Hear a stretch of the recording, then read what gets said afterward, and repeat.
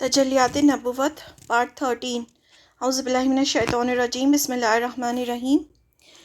پرکشش مرغوبات کی پیشکش۔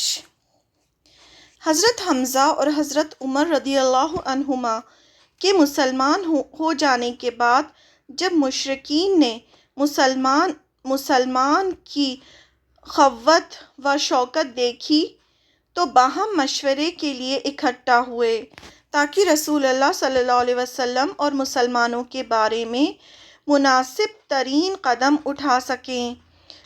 ان سے عتبہ بن ربیعہ نے جو بنو عبد شمس سے تعلق رکھتا تھا اور اپنی قوم کے سردار اور صاحب فرمان تھا، کہا۔ عتبہ بن ربیعہ جو بنی عبد شمس سے تھا اور سردار بھی تھا، اس نے کہا، قریش کے لوگوں، کیوں نہ میں صلی اللہ علیہ وسلم کے پاس جا کر ان سے گفتگو کروں اور ان پر چند باتیں پیش کروں، ممکن ہے وہ کوئی چیز قبول کر لیں تو وہ چیز ہم انہیں دے دیں گے اور وہ ہم سے باز رہیں گے، یعنی جو بھی ان کو چاہیے ہوگا ہم انہیں دے دیں گے تو وہ ہم سے دور رہیں گے۔ لوگوں نے کہا، ٹھیک ہے ابو الولید، آپ جائیں اور ان سے بات کیجئے۔ آپ جائیے اور ان سے بات کیجئے۔ اس کے بعد عتبہ رسول اللہ صلی اللہ علیہ وسلم کے پاس آیا۔ آپ مسجد میں تنہا بیٹھے تھے۔ اس نے کہا، بھتیجے، ہماری قوم میں تمہارا جو مرتبہ اور مقام ہے وہ تمہیں معلوم ہے۔ تم حسب اور نسب کے لحاظ سے ہمارے بہترین آدمی ہو، اور اب ہم اپنی قوم کے پاس ایک بڑا معاملہ لے کر آئے ہیں۔ اب تم اپنی قوم کے پاس ایک بڑا معاملہ لے کر آئے ہو جس کی وجہ سے تم نے ان کا شیرازہ بکھیر دیا ہے، ان کی عقلوں کو حماقت زدہ کہا ہے، یعنی یہ کہا ہے کہ تمہاری جو عقلیں ہیں وہ خراب ہیں، یعنی ان سے بات کر رہے ہیں آپ صلی اللہ علیہ وسلم سے، ان کے معبودوں اور ان کے دین کی ایب چینی کی ہے، یعنی ان کو برا بھلا کہا ہے، اور ان کے گزرے ہوئے آباء و اجداد کو کافر ٹھہرایا ہے، کافر یعنی انکار کرنے والے۔ لہٰذا میری بات سنو، میں تم پر چند چیزیں پیش کر رہا ہوں، ان پر غور کرو، ہو سکتا ہے ان میں سے کوئی چیز قبول کر لو۔ آپ صلی اللہ علیہ وسلم نے فرمایا، ابو الولید، کہو، میں سنوں گا۔ اس نے کہا، بھتیجے، یہ معاملہ جسے تم لے کر آئے ہو، یعنی اسلام، اگر اس سے تم چاہتے ہو کہ مال حاصل کرو تو ہم تمہارے لیے اتنا مال جمع کیے دیتے ہیں کہ تم ہم میں سے سب سے زیادہ مالدار ہو جاؤ گے۔ پہلی بات کی کہ اگر تمہیں مال چاہیے تو ہم تمہیں اتنا مال دیں گے کہ تمہارے پاس سب سے زیادہ مال ہو جائے گا۔ اگر تم اعزاز اور مرتبہ چاہتے ہو، یعنی پوزیشن چاہتے ہو، اعزاز و مرتبہ حاصل کرنا چاہتے ہو تو ہم تمہیں اپنا سردار بنا لیتے ہیں، یہاں تک کہ تمہارے بغیر کسی معاملے کا فیصلہ نہ کریں گے، یعنی ہم تمہیں پورے مکہ کا سردار بنا لیتے ہیں۔ اگر تم چاہتے ہو کہ بادشاہ بن جاؤ تو ہم تمہیں اپنا بادشاہ بنائے لیتے ہیں، اور اگر تمہارے اندر خواہش نفس ہے تو قریش کی جو عورت چاہو منتخب کر لو، ہم 10 عورتوں سے تمہاری شادی کیے دیتے ہیں، اور اگر یہ جو تمہارے پاس آتا ہے کوئی جن بھوت ہے جسے تم دفع نہیں کر سکتے تو ہم تمہارے لیے اس کا علاج فراہم کیے دیتے ہیں، اور اس پر اتنا مال خرچ کرنے کو تیار ہیں کہ تم شفا یاب ہو جاؤ، یعنی تمہارے اوپر یہ جو بھی ہو رہا ہے، جو وحی جو آتی ہے، وہ اگر جن بھوت ہے تو ہم اس کو بھگا دیتے ہیں، ہم تمہارا علاج کروا دیتے ہیں، کیونکہ کبھی کبھی جن بھوت انسان پر غالب آ جاتے ہیں اور اس کا علاج کروانا پڑتا ہے۔ نبی صلی اللہ علیہ وسلم نے فرمایا، اب انہوں نے پورا بول دیا، اب آپ صلی اللہ علیہ وسلم فرما رہے ہیں، ابو الولید، تم اپنی بات کہہ چکے؟ اس نے کہا، ہاں۔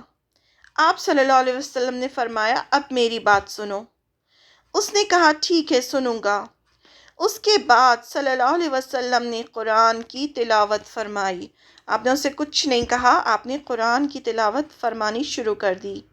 بسم اللہ الرحمن الرحیم۔ شروع اللہ کے نام سے جو مہربان اور رحم کرنے والا ہے۔ حامیم، یہ رحیم کی طرف سے نازل کی ہوئی ایسی کتاب ہے جس کی آیتیں کھول کھول کر بیان کر دی گئی ہیں۔ عربی قرآن ان لوگوں کے لیے جو علم رکھتے ہیں، بشارت دینے والا اور ڈرانے والا ہے۔ لیکن اکثر لوگوں نے اعراض کیا اور وہ سنتے نہیں۔ کہتے ہیں کہ جس چیز کی طرف تم بلاتے ہو اس کے لیے ہمارے دلوں پر پردہ پڑا ہوا ہے اور ہمارے کانوں میں ڈانٹ ہے اور ہمارے اور تمہارے درمیان روک ہے۔ بس تم کام کیے جاؤ، ہم بھی کام کیے جا رہے ہیں۔ یہ آیتیں پڑھیں، سورہ فصلت کی آیتیں ہیں، حمیم سجدہ آیت نمبر 1 سے لے کے 5 تک آپ صلی اللہ علیہ وسلم نے ان کے سامنے تلاوت کی قرآن کی۔ رسول اللہ صلی اللہ علیہ وسلم آگے پڑھتے گئے اور عتبہ اپنے دونوں ہاتھ پیچھے زمین پر ٹکائے سنتا رہا۔ جب آپ اس آیت پر پہنچے، بس اگر وہ روگردانی کریں تو تم کہہ دو کہ میں تمہیں عاد اور سمود کی کڑک جیسی ایک کڑک کے خطرے سے آگاہ کر رہا ہوں۔ سورہ فصلت کی آیت نمبر 13۔ تو عتبہ نے اپنا ہاتھ رسول اللہ صلی اللہ علیہ وسلم کے منہ پر رکھ دیا اور اللہ اور قرابت کا واسطہ دے کر کہا، ایسا نہ کریں۔ اسے ڈر تھا کہ کہیں یہ عذاب آنا پڑے۔ اس نے کہا، اتنا کافی ہے، یعنی اتنا قرآن جو تم نے سنایا اتنا کافی ہے۔ وہ ایک دم ڈر گیا وہ قرآن کی آیتیں سن کر، جب آیت عذاب آئی تو۔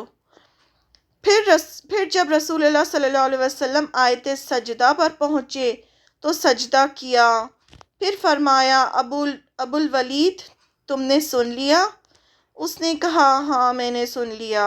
آپ نے فرمایا، اب تم ہو اور وہ ہے۔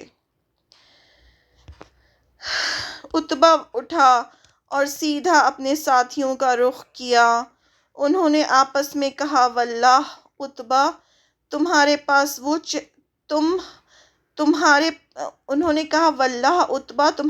وہ چہرہ لے کر نہیں آ رہا جو لے کر گیا تھا۔ پھر جب عتبہ ان کے درمیان آ بیٹھا تو انہوں نے کہا، ابو الولید، پیچھے کی کیا خبر ہے؟ اس نے کہا، پیچھے کی خبر یہ ہے کہ میں نے ایک ایسا کلام سنا ہے کہ واللہ میں نے ویسا کلام کبھی نہیں سنا۔ یہ شاعری کے ماہر تھے۔ پورے کمپٹیشنز جو ہوتے تھے وہ سب مکہ میں ہوتے تھے اور یہ قریش جو ہوتے تھے اس کے جج ہوتے تھے، تو ان کو پتہ تھا کہ کیا کلام ہوتا ہے اور اس سے بہت محبت بھی کرتے تھے، شعر و شاعری اور یہ سب۔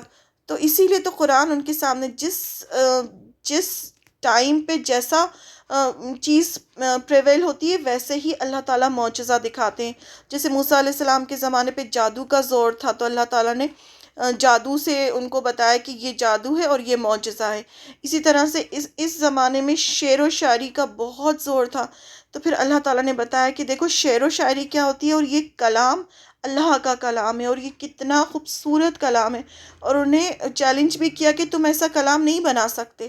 تو جو قرآن سن لیتا تھا پھر اس پر عجیب سا اثر ہوتا تھا، اور یہ عربی جانتے تھے اور یہ سب سمجھتے تھے تو ان کے اوپر ایک عجیب اثر ہوتا تھا قرآن کا۔ پیچھے کی خبر یہ ہے کہ میں نے ایک ایسا کلام سنا ہے کہ واللہ میں نے ویسا کلام کبھی نہیں سنا۔ واللہ نہ تو شعر ہے، نہ جادو، نہ کہانت۔ قریش کے لوگوں، میری بات مانو اور اس معاملے کو محمد صلی اللہ علیہ وسلم پر چھوڑ دو۔ میری رائے یہ ہے کہ اس شخص کو اس کے حال پر چھوڑ کر الگ تھلگ بیٹھے رہو۔ اللہ کی قسم، میں نے اس کا جو قول سنا ہے اس سے زبردست واقعہ رونما ہو کر رہے گا، یعنی کچھ نہ کچھ ضرور ہوگا جو میں نے اس سے سنا ہے۔ اب اگر اس شخص کو عرب نے مار ڈالا تو تمہارا کام دوسروں کے ذریعے انجام پا جائے گا، اور اگر یہ شخص عرب پر غالب آ گیا تو اس کی بادشاہت تمہاری بادشاہت اور اس کی عزت تمہاری عزت ہوگی، اور اس کا وجود سب سے بڑھ کر تمہارے لیے سعادت کا باعث ہوگا۔ اس نے کتنی سمجھداری کی بات کہی۔ لوگوں نے کہا ابو الولید واللہ اس نے تم پر بھی جادو کر دیا ہے۔ لوگ تو یہی کہتے تھے نا، جو قرآن سن کر آتا تھا اس سے اور وہ چینج ہونا شروع ہوتا تھا تو اس کو اس طرح سے کہتے تھے تم پہ بھی جادو ہو گیا۔ اس نے کہا اس شخص کے بارے میں میری رائے یہ ہے، اب تم جو چاہے وہ کرو، تمہیں جو سمجھ میں آئے وہ تم کرو۔ سودے بازیاں اور دست برداریاں۔ تحریص و ترغیب میں اس ناکامی کے بعد مشرکین نے سوچا کہ دین کے بارے میں سودے بازی کی جائے، تو انہوں نے آپ صلی اللہ علیہ وسلم سے کہا ہم آپ پر ایک بات پیش کرتے ہیں جس میں آپ ہی کی بہتری ہے۔ آپ نے پوچھا وہ کیا ہے؟ انہوں نے کہا 1 سال آپ ہمارے معبودوں کی پوجا کریں اور 1 سال ہم آپ صلی اللہ علیہ وسلم کے معبود کی عبادت کریں گے، یعنی ہم 1 سال اللہ کی عبادت کریں گے اور 1 سال آپ ہمارے بتوں کی عبادت کریے۔ اب اگر ہم حق پر ہیں تو آپ صلی اللہ علیہ وسلم نے اس سے ایک حصہ لے لیا، اور اگر آپ صلی اللہ علیہ وسلم حق پر ہیں تو ہم نے اس سے ایک حصہ لے لیا، یعنی ہم دونوں کا کام ہو جائے گا۔ اس پر اللہ تعالیٰ نے سورہ قل یا ایھا الکافرون نازل فرمائی۔ جب انہوں نے اس طرح سے کہا تو اللہ تعالیٰ نے سورہ کافرون نازل فرمائی کہ آپ کہیے اے کافروں مطلب جو انکار کر رہے ہیں قرآن کا، رسول کا، جسے تم پوچھتے ہو اسے میں نہیں پوچھتا، اور نہ جسے میں پوچھتا ہوں اسے تم نہیں پوچھتے ہو، اور نہ جسے تم پوچھتے ہو اسے میں پوچھ سکتا ہوں، اور نہ جسے میں پوچھتا ہوں اسے تم پوچھ سکتے ہو، تمہارے لیے تمہارا دین اور میرے لیے میرا دین۔ یعنی جس کی تم عبادت کرتے ہو میں نہیں کر سکتا اس کی عبادت، یہ صاف صاف کہہ دیا، تمہارے لیے تمہارا دین ہے، میرے لیے میرا دین ہے۔ اور یہ بھی نازل فرمایا اے جاہلوں، کیا تم مجھے حکم دیتے ہو کہ میں اللہ کے سوا کسی اور کی عبادت کروں؟ سورہ زمر کی آیت ہے یہ، کہ اللہ کے سوا کیسے ہو سکتا ہے کہ کسی اور کی عبادت کی جائے۔ اور یہ بھی فرمایا سورہ انعام کی آیت نمبر 56 میں، آپ کہہ دیں مجھے منع کیا گیا ہے کہ اللہ کے سوا جن کو تم پکارتے ہو میں ان کی عبادت کروں، یعنی میں نہیں کر سکتا کسی کی بھی عبادت اللہ کے سوا۔ مشرکین اختلاف ختم کرنے والے کہاں تھے، اور عتبہ بن ربیعہ نے جو امید ظاہر کی تھی اس کی تو خبر بھی رکھتے تھے، لہٰذا انہوں نے مزید دستبرداریاں کا اظہار کیا، اور رسول اللہ صلی اللہ علیہ وسلم جو کچھ پیش فرما تھے اسے قبول کرنے کا میلان بھی ظاہر کیا۔ البتہ آپ کے پاس جو وحی آئی تھی اس میں قدر تغیر و تبدیلی کی شرط لگائی، کہا اس کے بجائے کوئی اور قرآن لائیں یا اس میں تبدیلی کر دیں۔ انہوں نے کہا وہ بھی اللہ تعالیٰ نے قرآن میں نازل کر دیا کہ یہ لوگ ایسا کہہ رہے ہیں کہ یہ جو ہے اس کو تو ہم ایکسیپٹ نہیں کر سکتے، کیونکہ اس میں کہا جا رہا ہے نا کہ صرف ایک اللہ کی عبادت کرو، اس کے علاوہ کسی کی عبادت نہیں کرو، تو کہنے لگے کہ اب تو قرآن ہی چینج کر دیجئے۔ اللہ نے آپ کو حکم دیا، سورہ یوسف کی آیت نمبر 15 میں، آپ کہہ دیجئے مجھے کوئی اختیار نہیں کہ میں اپنی طرف سے اس میں کوئی تبدیلی کروں، میں تو اسی بات کی پیروی کرتا ہوں جس کی وحی میری طرف کی جاتی ہے۔ اگر میں نے اپنے رب کی نافرمانی کی تو مجھے ایک بڑے دن کے عذاب کا خوف ہے۔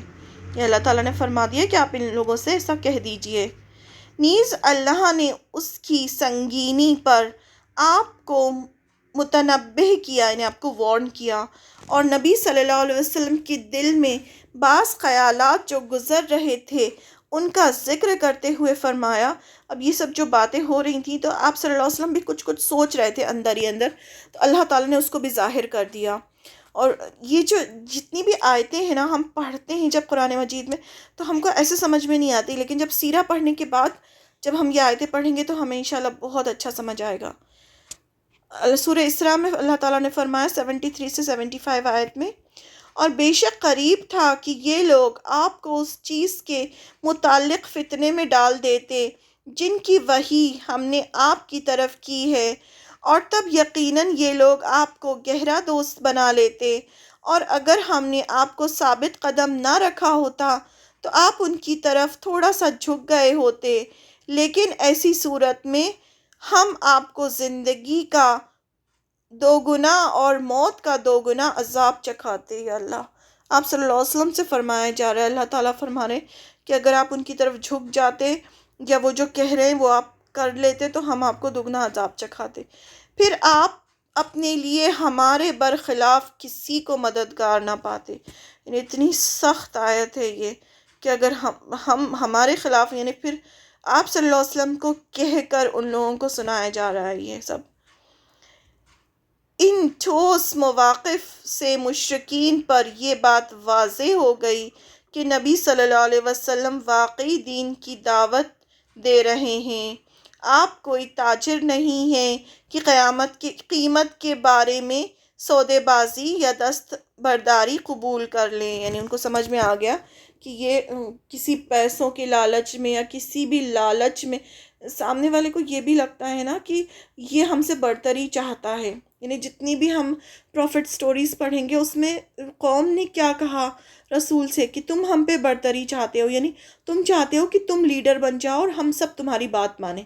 تو ان کو بھی یہ لگ رہا تھا کہ آپ صلی اللہ علیہ وسلم بھی شاید یہی چاہتے ہیں، تو اسی لیے انہوں نے ان کو سودے بازی کری ان کے ساتھ کہ آپ یہ لے لیجئے، آپ وہ لے لیجئے، سب کچھ لے لیجئے۔ لیکن جب انہوں نے فائنلی دیکھا کہ اللہ تعالیٰ کی اتنی سخت آیتیں آئیں اس کے اوپر، اور آپ صلی اللہ علیہ وسلم کوئی کسی قیمت کو قبول نہیں کریں گے، یہ تو اللہ کا دین ہے جو وہ پھیلا رہے ہیں، لہٰذا انہوں نے چاہا کہ ایک اور طریقے سے اس بات کو مزید پختہ کر لیں، تو انہوں نے یہود کے پاس نمائندے بھیجے کہ وہ نبی صلی اللہ علیہ وسلم کے بارے میں ان سے دریافت کریں۔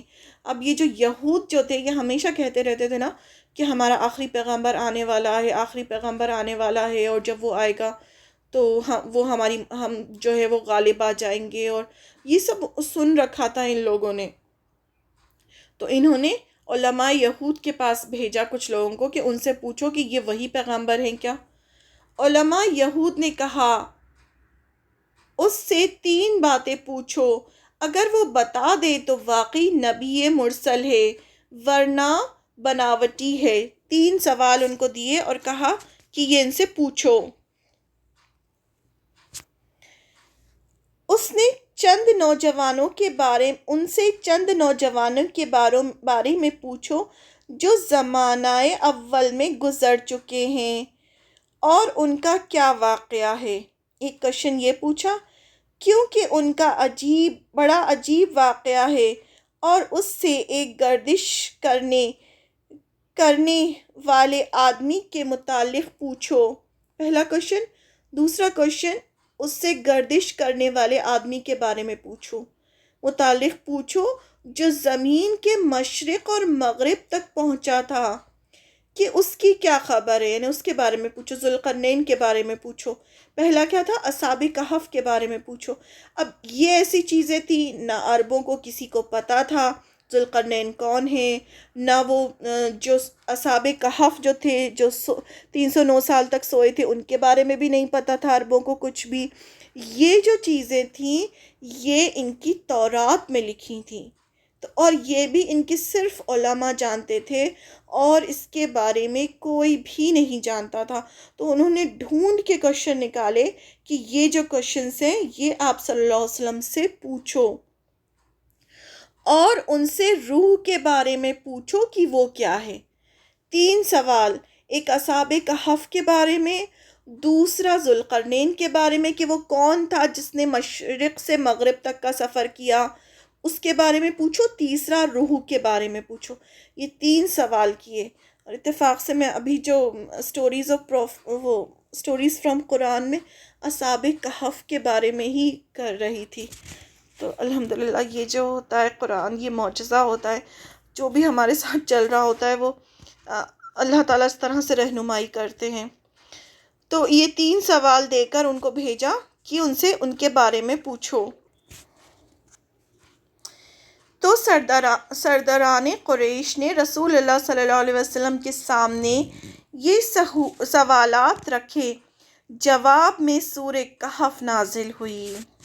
اللہ تعالیٰ نے بھی سورہ کہف آپ صلی اللہ علیہ وسلم کی زبان پر اتار دی، جس میں ان نوجوانوں کا واقعہ بیان کیا گیا ہے جو اصحاب کہف ہیں، اور اس گردش کرنے والے آدمی کا واقعہ بیان کیا گیا ہے جو ذوالقرنین ہے۔ اس کے علاوہ سورہ اسراء میں روح کے متعلق سوال کا جواب نازل ہوا۔ فرمایا گیا، یہ لوگ آپ سے روح کے بارے میں پوچھتے ہیں، آپ کہہ دیں روح رب کے امر سے ہے، اور تمہیں علم سے بہت تھوڑا حصہ دیا گیا ہے۔ یعنی 1400 سال پہلے بتا دیا گیا کہ روح کے بارے میں تم کو بہت کم علم دیا گیا ہے، اور آپ دیکھیں ابھی تک اتنا سب کچھ سائنس پروگریس کر چکی ہے اور کسی کو نہیں معلوم کہ روح ہوتی کیا ہے۔ انسان جب مرتا ہے تو روح نکل جاتی ہے، اور یہ روح کس چیز کی بنی ہے، کیا ہوتی ہے، کیسے نکل جاتی ہے، یہ آج تک کوئی بھی پتہ نہیں لگا پایا۔ تو یہ اللہ تعالیٰ نے کیونکہ بتا دیا ہے کہ اس کے بارے میں تمہیں بہت کم علم دیا گیا ہے، اور قیامت تک کوئی نہیں جان پائے گا۔ یہ امتحان اس بات پر قریش کے مطمئن ہونے کے لیے کافی تھا کہ محمد صلی اللہ علیہ وسلم واقعی رسول برحق ہیں، بشرطے کہ وہ حق چاہتے ہیں، لیکن ان ظالموں نے کفر ہی کی راہ اپنائی۔ جس کو نہیں ماننا ہوتا اس کے سامنے آپ کچھ بھی لا کر رکھ دیں وہ نہیں مانتا۔ اب ان کو ان سب چیزوں کے جواب مل گئے۔ اب جو اگر کوئی سچا انسان ہوتا اور اس کے سامنے یہ سب جواب ملتے تو وہ فوراً خود کو سرنڈر کر دیتا کہ ہاں یہ واقعی اللہ کے پیغمبر ہیں، لیکن یہ سب سننے کے بعد بھی، جواب سننے کے بعد بھی ان پر کوئی اثر نہیں ہوا۔ ایسا محسوس ہوتا ہے یہ جو اصحاب کہف کا واقعہ تھا یہ رومن امپائر کا واقعہ تھا۔ بہت سالوں پہلے جب رومنز جو تھے مشرک تھے، اس کے بعد ان میں کرسچینٹی آئی، تو اس زمانے کا تھا۔ اب یہ روم اور فارس، جو رومن امپائر تھا اور پرشین امپائر تھا، اس کو جانتے تھے یہ، لیکن ایک واقعہ، اس جگہ کا واقعہ تو ان کو نہیں پتا تھا، نہ یہ بہت مشہور واقعہ تھا، یہ صرف ان کی تورات میں لکھا ہوا تھا۔ تو یہ واقعہ آپ صلی اللہ علیہ وسلم کے منہ سے اگر سنتے، کوئی بھی سنتا، یا ذوالقرنین جو تھے وہ تورات میں موجود تھا، ایسے کوئی کسی کو پتہ نہیں تھا، تو انہیں چاہیے تھا کہ فوراً خود کو سرنڈر کرتے، لیکن انہوں نے کچھ نہیں کیا۔ ایسا محسوس ہوتا ہے کہ جب ان پر حقائق واضح ہو گئے اور حق کھل گیا تو انہوں نے کچھ لچک ظاہر کی، یعنی کچھ تھوڑا جھکنا شروع کیا تو انہوں نے نبی صلی اللہ علیہ وسلم کی بات سننے پر آمادگی کا اظہار کیا، اور یہ بھی ظاہر کیا کہ ممکن ہے وہ اسے مان لیں اور قبول کر لیں۔ اب جو تھے تھوڑا سا وہ جھکے اور انہوں نے کہا کہ ٹھیک ہے، اچھا بتائیے آپ کیا بات کہتے ہیں، ہم پہلے سنتے ہیں پھر دیکھیں گے قبول کرنا ہے کہ نہیں۔ لیکن یہ شرط لگائی کہ ان کے لیے مخصوص مجلس ہو جس میں کمزور مسلمان حاضر نہ ہوں۔ یعنی کیا شرط لگائی آپ صلی اللہ علیہ وسلم سے کہ یہ جو تمہارے ساتھ جو مسلمان بیٹھتے ہیں نا، غریب اور غلام اور یہ سب نہیں ہونا چاہیے، اگر ہم تمہاری بات سنیں گے تو ہمارے لیے ایک الگ مجلس ہو، الگ جو سرداروں کی مجلس ہوتی ہے، کیونکہ یہاں بہت زیادہ کاسٹ سسٹم تھا نا، غلاموں کو تو یہ بہت ہی بالکل خراب نیت سے دیکھتے تھے، بالکل جانوروں کی طرح ٹریٹ کرتے تھے۔ تو انہوں نے کہا نہیں ہم جو ہے ان کے ساتھ نہیں بیٹھیں گے، تو اس پہ بھی سورہ کہف میں بھی اور کئی جگہ بھی آیت نازل ہوئی نا کہ جو مسلمان ہیں، جو تقوی والے ہیں، ان کو آپ صلی اللہ علیہ وسلم سے کہا گیا کہ نہیں ان کو دور نہیں کرنا اپنے سے، وہ بہت ہی اللہ کے لیے تو وہی معزز ہے نا جو پہلے اسلام لائے اور جن کے اندر تقوی ہوتا ہے. یعنی وہ غلام اور مساکین وہاں نہ آئیں جو پہلے مسلمان ہو چکے تھے، کیونکہ اس کا مطالبہ کرنے والے مکہ کے سادت اور اشراف تھے اور انہیں گوارا نہ تھا کہ ان مسکینوں کے ساتھ بیٹھیں جو اصحاب ایمان و تقوی ہونے کے باوجود کمزور اور غلام تھے. یعنی ان کو نہیں یہ اچھا لگا کہ ہم غلاموں کے ساتھ بیٹھیں، اور شاید نبی صلی اللہ علیہ وسلم ان کے اس مطالبے کو قبول کرنے پر کسی قدر آمادہ بھی ہوئے کہ ممکن ہے اس طرح وہ ایمان لے آئیں، لیکن اللہ نے آپ کو منع کر دیا اور فرمایا. اب آپ صلی اللہ علیہ وسلم جو ہے ان کی بات پر تیار ہو رہے تھے کہ ہاں ٹھیک ہے ان کو الگ مجلس میں بلا کر ان کو قرآن سناتے ہیں تاکہ یہ لوگ ایمان لے آئیں. آپ جو تھے آپ چاہتے تھے کہ ہر کوئی جہنم سے بچ جائے، بس آپ کا مقصد یہ تھا کہ لوگ جہنم سے بچ جائیں اور اپنے آپ کو اللہ کے لیے سرنڈر کر دیں اور قرآن سنیں، اور آپ کا صرف یہ مقصد تھا. تو آپ چاہتے تھے کیسے بھی کر کے وہ بس سن لیں، لیکن آپ جو سوچ رہے ہوتے تھے وہ اللہ تعالیٰ کو پتہ تھا. تو اللہ تعالیٰ نے پہلے ہی قرآن میں نازل فرما دیا کہ جو لوگ اپنے رب کی مرضی چاہتے ہوئے اسے صبح اور شام پکارتے ہیں آپ انہیں اپنی مجلس سے نہ ہٹائیں. یعنی جو وہ غلام جو ہیں، جو غریب لوگ جو ہیں، جو اللہ کو صبح اور شام پکارتے ہیں، وہ اللہ تعالیٰ کے یہاں بہت زیادہ عزت والے لوگ ہیں. تو آپ انہیں اپنی مجلس سے نہ ہٹائیں، آپ پر ان کا کوئی حساب نہیں اور ان پر آپ کا کوئی حساب نہیں. آپ انہیں ہٹائیں گے تو ظالموں میں سے ہو جائیں گے. اتنی سخت اللہ تعالیٰ آپ صلی اللہ علیہ وسلم کو بھی وارن کر دیتے تھے کہ اگر آپ نے ہٹایا تو آپ ظالموں میں سے ہو جائیں گے. سورہ انعام کی آیت نمبر 52 ہے. اب کیا ہوا نیکسٹ؟ عذاب کی جلدی.